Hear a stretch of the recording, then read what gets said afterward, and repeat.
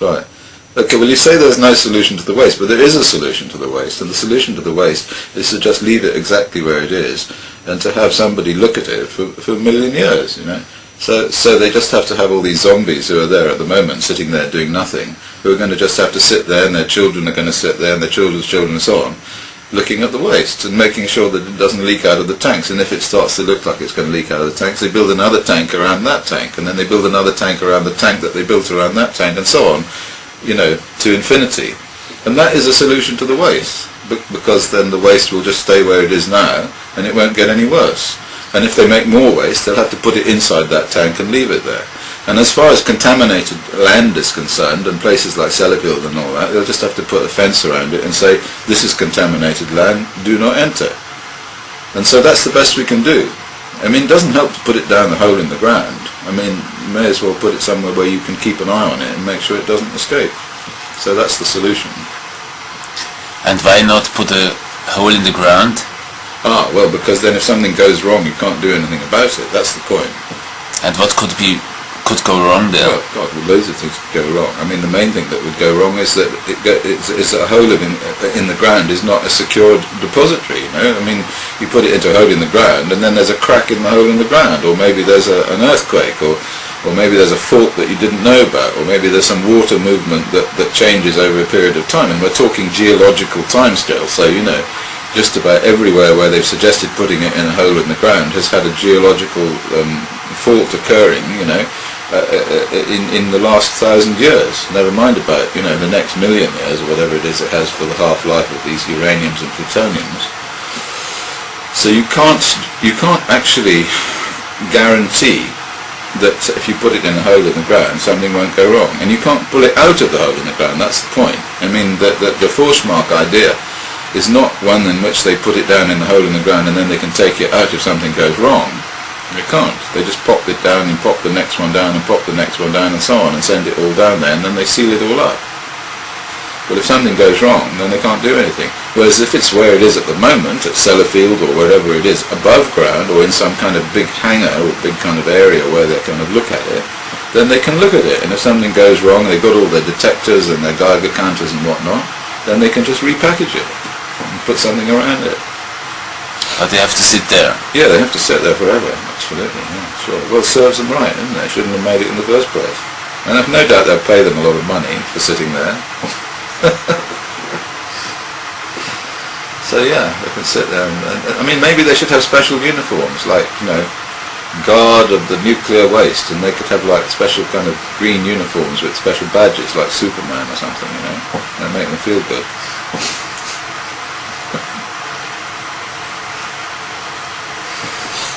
I've always thought it quite good to have special uniforms. In all the science fiction stories they did special uniforms, you know. So you could say, what's your daddy do? Oh, he's a guard of the nuclear waste. Oh, no. What a useful job, George. Yes, it is, isn't it? Today I'd like to welcome to the show Dr. Leslie Kanat. Dr. Kanat is a geologist, and he's also on the Fairewinds Board of Directors. Dr. Kanat, welcome to the show. Thank you very much. And of course, Arnie, welcome to the show. Yeah, hi Kevin, hi Les. Hi Arnie. So, we've had a lot of reader questions about earthquakes. What are the differences between earthquakes on the West Coast, which we all know about, and earthquakes on the East Coast, which are less frequent? How does that all fit into the nuclear power plant paradigm? So, earthquakes are a result of Earth movement. There are stresses in Earth's crust that, when they exceed the rock's strength, then the rock breaks and we get an earthquake. And there are a number of scales that we use to measure. One is the magnitude of the earthquake, and the other is the effects of an earthquake. Now, earthquakes occur all over the planet, yet seem to be most common along plate boundaries. So the west coast of the United States is a plate boundary, and there are numerous earthquakes that occur on the west coast. Yet the eastern seaboard of the U.S. used to be a plate boundary, and there are some seismic zones there that are quite active. What we find that the intensity of the earthquake, that is what one feels, the amount of ground motion, depends on a number of factors, and one is the rock type. So when earthquakes occur on the East Coast, because of the rock type, it's felt for quite great distances, probably 10 times farther than a similar sized earthquake on the West Coast. As Arnie well knows, of the 104 nuclear power plants in the U.S., most of them, I think all but 8 of them, are what we consider on the East Coast or the eastern seaboard of the United States, and only 8 of them are on the West Coast. It's important to distinguish the magnitude of an event versus what one feels. So the magnitude of an earthquake is determined by seismographic observations. That means the technology that we have in the ground measure how much energy is released by an earthquake. But what one feels, the reactions, the surface expression of these earthquakes are what we call the intensity. By analogy, you can think of the power of a radio station being a magnitude and the strength of the received signal being the intensity. So depending on where you are and atmospheric conditions, you'll have different signal strength from a radio. With regard to the Earth, there's one magnitude for every earthquake, but there are a variety of intensities based upon distance and rock type and depth of focus. The difference between a magnitude 6 and a magnitude 7 means that there are 31 times more energy released in a 7 than a 6. Often people think that there's a difference of 10 times between a 6 and a 7, but the amount of energy release goes up by a factor of 31. So that 5.8 versus the 6.0 in Virginia makes a big deal difference. That's about, roughly, it's a logarithmic scale, but roughly it's about 6 times more energy released in a 6.0 versus a 5.8. Remember, for every unit, every increment between 5 or 6 or 6 or 7 or 7 or 8, the amount of energy released goes up 31 times, and it takes energy to do work, and the work that's being done is we're moving rock. We're moving large pieces of real estate. Hopefully we're not moving large nuclear power plants. People are very aware of earthquakes on the West Coast and the potential problems of putting a nuclear power plant on a seismically active area. And really, when we think about it, we think about nuclear power plants on the West Coast. But who's looking at seismicity with nuclear power plants on the East Coast? There's a group called the Central Eastern U.S. Seismic Source Characterization. It's a group that's put out a really significant, well-thought-out publication back in December of 2011.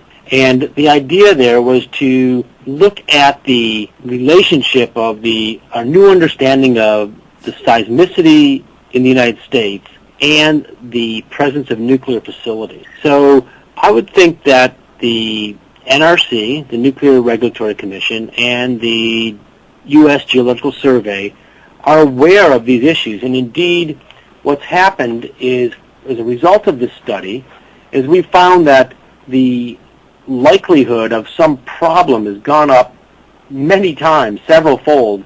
Indeed, I think they report that the estimated risk of a problem in a nuclear power plant on the East Coast has tripled based upon our new understanding of seismicity along the East Coast. So, Les, as an engineer, what I want to know is, what's the worst earthquake I have to design against?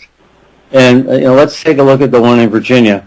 That was designed for a 6, and the quake that actually hit was a 5.8. So, to my way of thinking, that was close, but it survived. But when you build a nuclear power plant, you don't want to build for the earthquake that is going to happen, because you've got the low probability, high consequence events like the tsunami at Fukushima you have to worry about. So when engineers are told by geologists that a 6 is the worst you can expect in Virginia, and all at once a 5.8 actually happens, does that make you question whether or not you could actually have an earthquake more than a 6? There are several issues you raised there.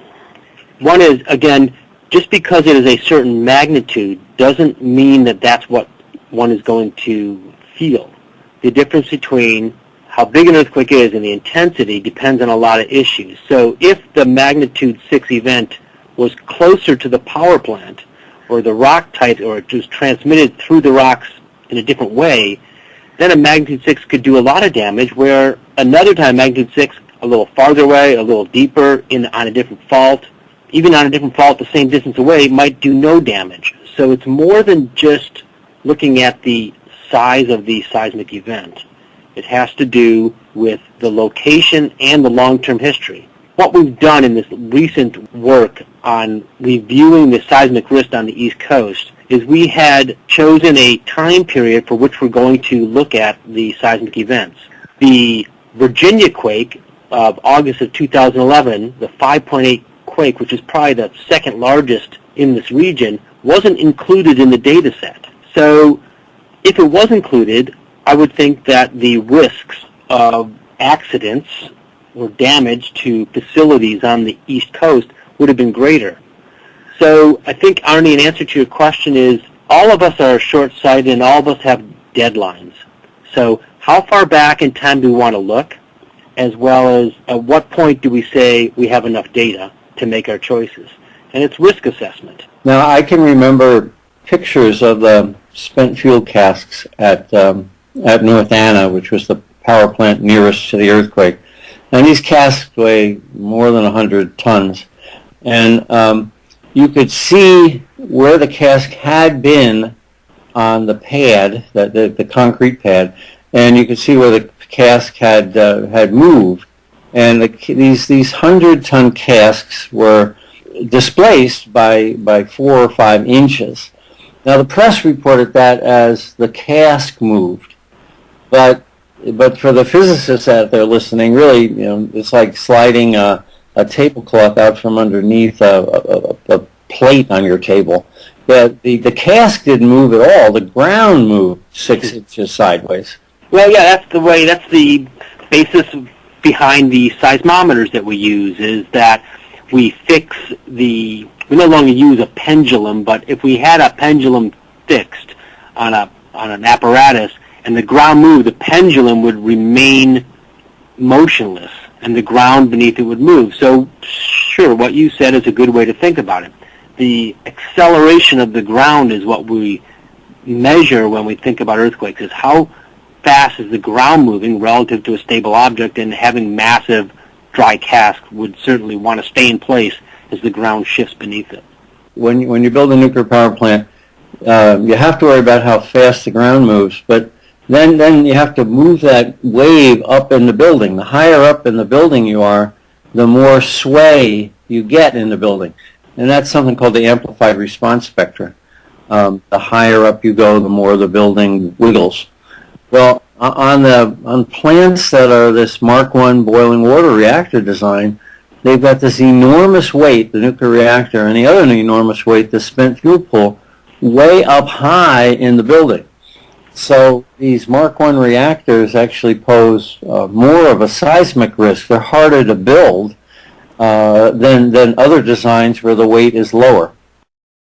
So, Arnie, are power plants on the West Coast designed any differently than the power plants on the East Coast because of different seismic circumstances? Well, the nuclear reactors themselves are essentially identical, but the more serious the earthquake, the more serious the bracing that goes around the nuclear reactor, like shock absorbers on a car. But the question is not, are they built stronger on the West Coast, but have they anticipated the worst earthquake imaginable as opposed to the worst earthquake that happened in the last 100 years? I think what Les said is really important, that you have to go back in history long enough so that you get a proper risk assessment. I really, as a design engineer, I don't care what happened in the last 100 years. I care about what happened in the last 10,000 years, because I'm building against a low probability but high consequence event. Correct. And I think in addition to what you said about the resonance frequency with regard to the height of the building, when an earthquake occurs, it releases different types of seismic waves with different types of vibrations. And they have different periods, different vibrational frequencies. Some affect low-rise buildings more, some affect high-rise buildings more. It also depends upon the distance as to what if taller or shorter buildings are affected. As structures age, they become weaker. I think about my automobile, my car, that the older it gets, the more work I need to put into it, and the less likely I am to run over a bump in the road and feel it'll be okay when I come off the other side. So as our nuclear power plants age, the effects of the same magnitude event might be a little more damaging. You know, we see that at the Seabrook plant, where the concrete is degrading very rapidly because there's salt in the underlying soil that the plant is built upon. So that the margin that it used to have 20 years ago when it was built is dramatically reduced now. So we wind up eating into design margin as a plant gets older. Any plant can be made to withstand any earthquake, but it boils down to money. And if you believe a 7 is possible on the East Coast, you're going to build a plant much stronger than the East Coast plants are presently built to withstand. You know, the plant in Virginia that was right next to the earthquake was built for a 6, and it had a 5.8. And of course it survived because that's what the engineers designed it for. But the real issue is the 6 the worst that can be expected on the East Coast, and should we really have designed the plant for a much more rigorous standard? And that's where, in my mind, the East Coast plants are in jeopardy. They're built for these Richter 6s that we know can happen now with Virginia. And if a Richter 6 can happen in 20 or 30 years of a nuclear plant's life, then a Richter 6.5 might happen over the duration all these plants are designed to operate. So, Les, have we ever seen anything 7 or greater on the eastern seaboard? In the eastern part of the United States, there's a really high-risk area that has the potential for lots of ground motion in the New Madrid, Charleston area. Back in 1811, the late December of 1811, there was a 7.7 event, followed a few weeks later by a 7.5, and a few weeks later by another 7.7. So these events in the New Madrid seismic zone are common. Indeed, they occur every few hundred years. The last significant event in that area was May of last year, May of 2011, I think it was. There was a 7.7 earthquake again. There are a large network of faults there from a rift that formed 500 million years ago. If we look at the location of the current nuclear power plants, both the commercial reactors and the research reactors, there aren't any that are on the New Madrid seismic zone. You could see they almost make a circle around it because we do recognize that is an area of high risk. But what we don't do is we don't go back far enough in the geological record and take the long view of what might happen. If you think about a business plan, when businesses make a plan for their future, they plan maybe 5 years out, 10 years at the most. Geologically, it's meaningless. We've got to take a much longer view and look at worst case scenarios because indeed they will occur, just the probability is low.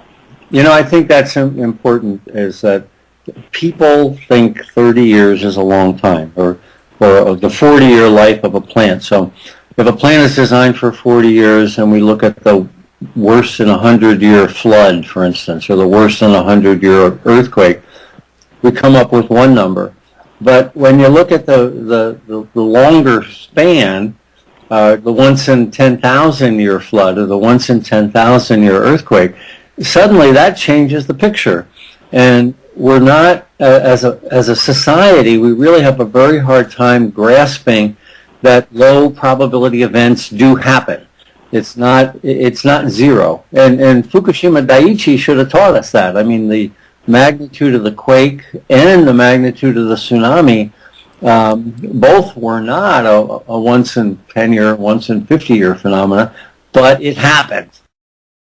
So Arnie, even if we're talking about a once in a 1,000-year event, now for one location, for one power plant, that still might not seem like a very high risk.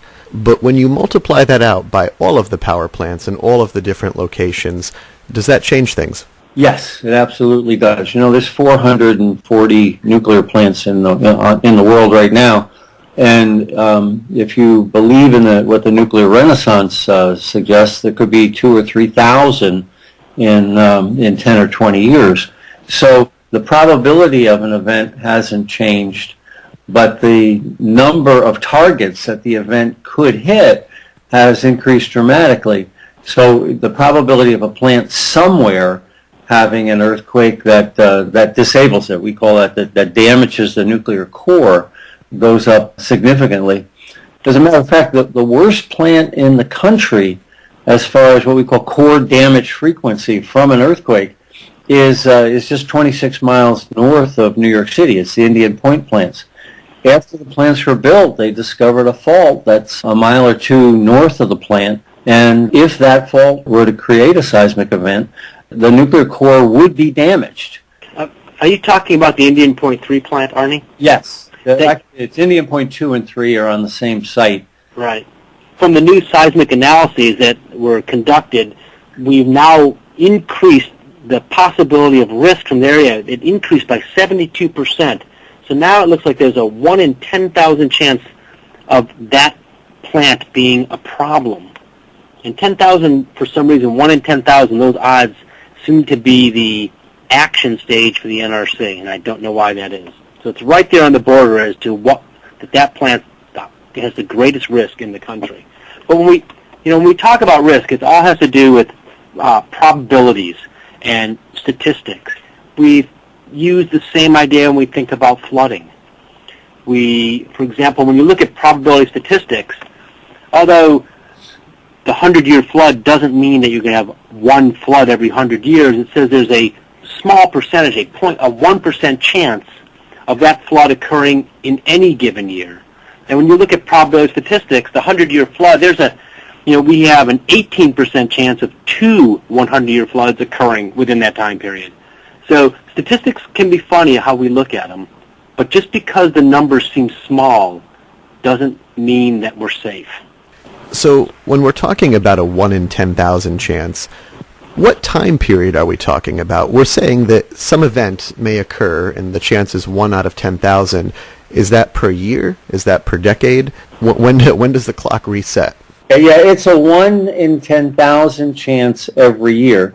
And these plants, of course, run for 60 years. So the probability of the event occurring sometime during the 60 years is a lot higher than 1 in 10,000. The new chairperson for the NRC, Allison McFarland, a geologist, realizes that the industry's evaluation of earthquake vulnerability is inadequate.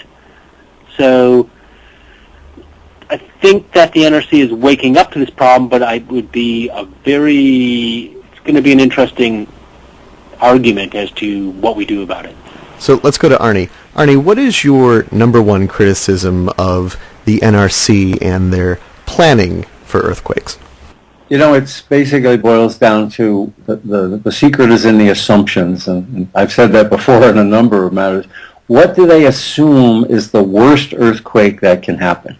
If we look at the Virginia earthquake, for instance, the plant was built for a 6, and it withstood a 5.8, and everybody's happy about that. As an engineer, it survived what it was designed to survive. That proves nothing. The bigger question is, if it had a 5.8, that tells me that there's a chance it could have a 6.5 in its lifetime. Low probability, high consequence. So I don't think the NRC is looking at these low probability, high consequence events, whether it be tsunami risks or earthquake risks or storm surges from severe Atlantic hurricanes. Their blinders are on. As humans, we have a hard time thinking about what's the worst thing that can happen beyond about a 10-year horizon. And the NRC is in that trap as well.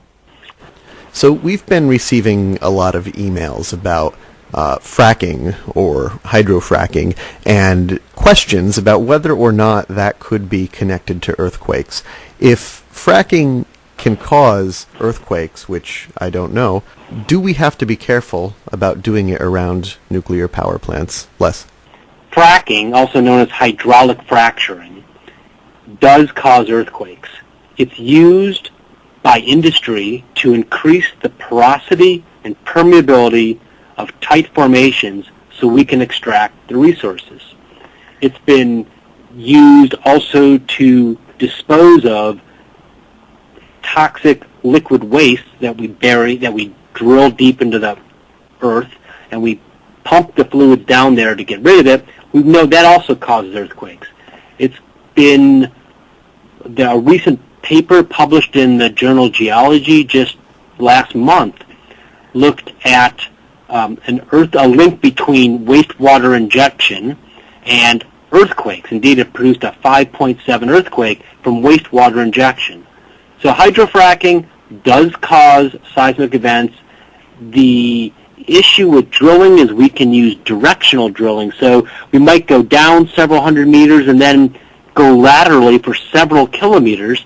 And therefore, just because the wellhead is at some distance from in this case, we're concerned about nuclear power plants, it could be that the earthquakes could occur closer to the power plant depending on where the liquids are. These liquids are not just water that we're putting down there, but there are a number of chemicals and also sand is added to keep these fractures open. So certainly, yeah, fracking causes earthquakes. We have to be aware. We are aware of that. We've known this for many years. Well, we've got the history on that recently is in Ohio. It's had a whole series of fracking-induced earthquakes in the Richter 3 to Richter 4 range. But there was one in Nebraska at 5.7. So 5.7 is awfully similar to that 5.8 in Virginia. That one, Arnie, was not fracking in the sense of extraction of fuels, which is why fracking is so common now in this country.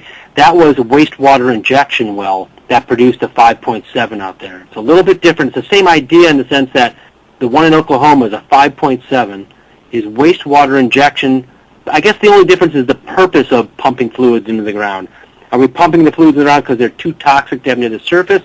Are we pumping fluids in the ground to fracture the rock in order to extract some resources? So in either case, high-pressure injection of fluids and chemicals will cause earthquakes. So we've been talking about earthquake risk around nuclear plants and how to protect the reactor and the building and whatnot. But what about earthquake risk around spent fuel storage? How do we store the old fuel? You know, we're talking about a nuclear power plant which may run from 40 to 60 years, but of course the spent fuel will need to be stored and protected for much longer. What is the earthquake risk when it comes to storing spent fuel? The fact that the spent fuel will be in a given area for long periods of time, tens of thousands of years, makes it more likely that a seismic event will occur in that area. We can't build a building that lasts reliably for 100 years, let alone tens of thousands of years. So the issue of the storage of nuclear waste is an ongoing problem that nowhere in the world have we solved. You know, that's where Dr. McFarland's expertise really comes in with the NRC. You know, she's been pretty clear that the choice of Yucca Mountain from a seismic standpoint was a really bad choice. And you know, hopefully, Dr. McFarland will push the agency to consider more stable areas. You know, that's our problem, the United States waste. But you know, here's Japan with 50 plants, half the number the United States has, in the most seismically active piece of real estate on the planet. And the Japanese seem to think they can develop a waste disposal site, yet they haven't even begun the process yet. It concerns me that they continue to generate enormous amount of waste, and they haven't, A, found a site, and B, recognize that maybe I'll have to ship it to Mongolia or something like that, because on the island of Japan, there's essentially no piece of real estate that's not seismically active. The chairwoman, Dr. McFarland of the NRC, believes, she's on record saying that she believes that a permanent repository can be set up eventually. I'm not so sure about that. I know that Finland's working on a project, but the issue of nuclear waste storage and safety, we could talk about this for several hours. Well, I'm sure we'll have you back on the show in the near future to do that. Right. Okay, well you say there's no solution to the waste, but there is a solution to the waste, and the solution to the waste is to just leave it exactly where it is and to have somebody look at it for a million years, you know. So they just have to have all these zombies who are there at the moment sitting there doing nothing, who are going to just have to sit there, and their children are going to sit there, and their children's children and so on, looking at the waste and making sure that it doesn't leak out of the tanks. And if it starts to look like it's going to leak out of the tanks, they build another tank around that tank, and then they build another tank around the tank that they built around that tank, and so on, you know, to infinity. And that is a solution to the waste, because then the waste will just stay where it is now, and it won't get any worse. And if they make more waste, they'll have to put it inside that tank and leave it there. And as far as contaminated land is concerned, and places like Sellafield and all that, they'll just have to put a fence around it and say, this is contaminated land, do not enter. And so that's the best we can do. I mean, it doesn't help to put it down a hole in the ground. I mean, you may as well put it somewhere where you can keep an eye on it and make sure it doesn't escape. So that's the solution. And why not put a hole in the ground? Ah, well, because then if something goes wrong, you can't do anything about it. That's the point. And what could go wrong there? Oh, God, well, loads of things could go wrong. I mean, the main thing that would go wrong is that it's a hole in the ground is not a secured depository, you know? I mean, you put it into a hole in the ground, and then there's a crack in the hole in the ground, or maybe there's an earthquake, or maybe there's a fault that you didn't know about, or maybe there's some water movement that changes over a period of time. And we're talking geological timescale, so, you know, just about everywhere where they've suggested putting it in a hole in the ground has had a geological fault occurring, you know, in the last 1,000 years. Never mind about, you know, the next million years or whatever it is it has for the half-life of these uraniums and plutoniums. So you can't actually guarantee that if you put it in a hole in the ground, something won't go wrong. And you can't pull it out of the hole in the ground. That's the point. I mean, the Forschmark idea is not one in which they put it down in the hole in the ground and then they can take it out if something goes wrong. They can't. They just pop it down and pop the next one down and pop the next one down and so on and send it all down there, and then they seal it all up. But if something goes wrong, then they can't do anything. Whereas if it's where it is at the moment, at Sellafield or wherever it is, above ground or in some kind of big hangar or big kind of area where they kind of look at it, then they can look at it. And if something goes wrong and they've got all their detectors and their Geiger counters and whatnot, then they can just repackage it and put something around it. But they have to sit there. Yeah, they have to sit there forever. Absolutely, yeah, sure. Well, it serves them right, isn't it? They shouldn't have made it in the first place. And I've no doubt they'll pay them a lot of money for sitting there. So yeah, they can sit there. I mean, maybe they should have special uniforms, like, you know, guard of the nuclear waste, and they could have like special kind of green uniforms with special badges, like Superman or something, you know. That make them feel good.